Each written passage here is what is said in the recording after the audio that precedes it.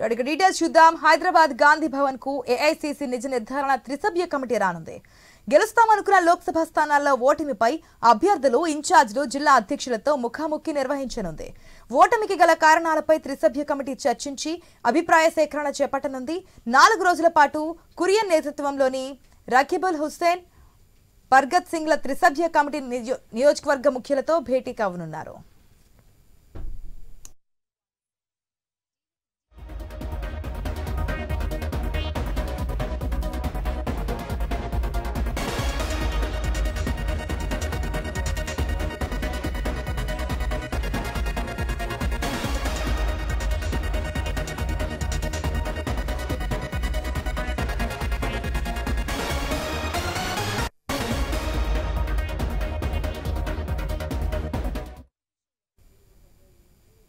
హైదరాబాద్ గాంధీ భవన్ కు ఏఐసీసీ నిజ నిర్ధారణ త్రిసభ్య కమిటీ రానుంది.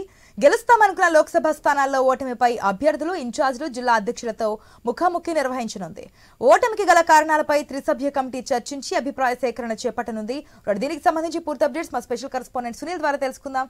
Good morning Sunil. మనం చూసాం ఏదైతే అసెంబ్లీ ఎన్నికల తర్వాత పార్లమెంట్ ఎన్నికల్లో డబుల్ డిజిట్ సాధించాలని 3 ప్రధాన పార్టీలు అనుకున్నాయి. 2 జాతీయ పార్టీలు ఎక్కువగా హోప్ పెట్టుకున్నా. ఆల్రెడీ ఇక్కడ అధికారంలో ఉంది కాబట్టి కాంగ్రెస్ పార్టీ 14 స్థానాలు లేదంటే 11 స్థానాలకు గెలుస్తామని చెప్పి ధీమాగా ఉన్నారు. కానీ గెలిచింది 8. దానికి సంబంధించి ఓడినటువంటి పార్లమెంట్ స్థానాలకు సంబంధించి ఏ విధంగా ఓడిపోయారనే అభిప్రాయ సేకరణకు సంబంధించి త్రిసభ్య కమిటీ వేసినట్టు తెలుస్తోంది. దానికి సంబంధించి డీటెయిల్స్ ఏ విధంగా ఉన్నాయి? తెలంగాణలో లోక్సభ ఫలితాలపై ఏఐసీసీ అసంతృప్తి వ్యక్తం చేసింది. ఆ మేరకు అంటే అనుకున్న ఫలితాలు సాధించకపోవడంపై త్రిసభ్య కమిటీని నియమించింది. నిజ నిర్ధారణ కమిటీ ఈ మేరకు హైదరాబాద్ చేరుకుంది. తెలంగాణలో ఏఐసీసీ దాదాపు 12 నుంచి 14 స్థానాల్లో వస్తాయని చెప్పేసి ఏఐసీసీ నేతలు భావించారు. కానీ 8 స్థానాలకే కాంగ్రెస్ పార్టీ పరిమితమైంది. మరి గెలుస్తామనుకున్నటువంటి స్థానాల్లో ఓటమికి గల కారణాలపై ఈ త్రిసభ్య కమిటీ ఈ రోజు ఆయా నియోజకవర్గాల నేతల అభిప్రాయాలు తెలుసుకోబోతుంది. కమిటీలో ఉన్నటువంటి కురియన్, రబీబుల్ హుస్సేన్ ఈ రోజు రాత్రి హైదరాబాద్ చేరుకున్నారు. ఈ రోజు గాంధీ భవన్ కి రాబోతున్నారు.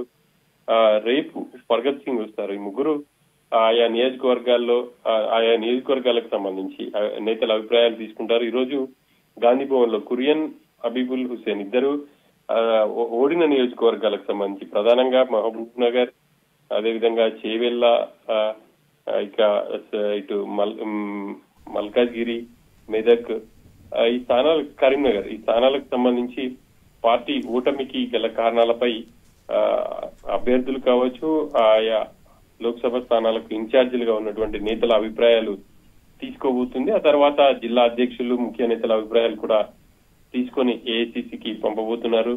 ఇక ఈ స్థానాలలో కాంగ్రెస్ పార్టీ ఖచ్చితంగా గెలుస్తుంది అన్నది ఏఐసీసీ మొదటి నుంచి భావించింది. కానీ ఎక్కడ లోపం జరిగింది అంటే నేతల మధ్య సమన్వయం లేకపోవడమా, లేకపోతే కారణాలు ఏంటి అనేది ఏఐసీసీకి కమిటీ ఒక నివేదిక ఇవ్వబోతుంది. ఇప్పటికే టీపీసీసీ అధ్యక్షుడిగా ఉన్నటువంటి సీఎం రేవంత్ రెడ్డి ఏఐసీసీకి ఒక నివేదిక ఇచ్చారు. ఆయా నియోజకవర్గాల్లో బీఆర్ఎస్ ఓట్లన్నీ కూడా గంపగుత్తగా ఇటు బీజేపీకి పడడం కారణంగానే ఓడిపోయింది.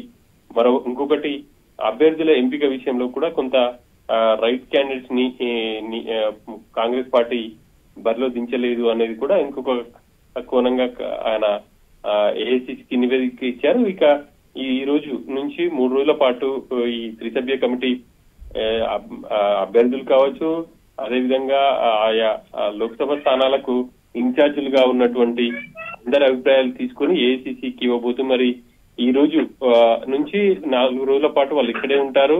మరి ఏ నివేదిక ఇస్తారు, అభ్యర్థుల నుంచి వాళ్ళు ఎటువంటి ఫీడ్బ్యాక్ వస్తుంది అనేది చూడాలి. ఆ తర్వాత మరి ఏఐసీసీ ఎవరిపైన చర్యలైనా తీసుకుంటుందా అనేది కూడా ఇప్పుడు ఒక చర్చనీయాంశంగా మారింది అనేది చెప్పుకోవచ్చు. ప్రధానంగా కొన్ని నియోజకవర్గాల్లో ఇప్పుడు మహబూబ్ నగర్ లాంటి స్థానంలో కాంగ్రెస్ ఎమ్మెల్యేలు ఉన్నప్పటికీ ఎంపీ అభ్యర్థిగా ఓడిపోవడం ఏంటి అనేది కూడా చర్చకు వస్తుంది. ప్రధానంగా అదే జిల్లా నుంచి సీఎం కూడా ప్రాతినిధ్యం వహిస్తున్నారు. మరి ఎక్కడ లోపం జరిగింది, ఎక్కడ లోపం తలెత్తింది అనేది ఈ కమిటీ నేతల అభిప్రాయాలు తెలుసుకుని ఏఐసీసీకి పంపించబోతుంది. ఆ మేరకు ఏఐసీసీ ఆ తర్వాత ఎటువంటి నిర్ణయం తీసుకుంటుంది అనేది కూడా చూడాల్సి ఉంటుంది ఆశ.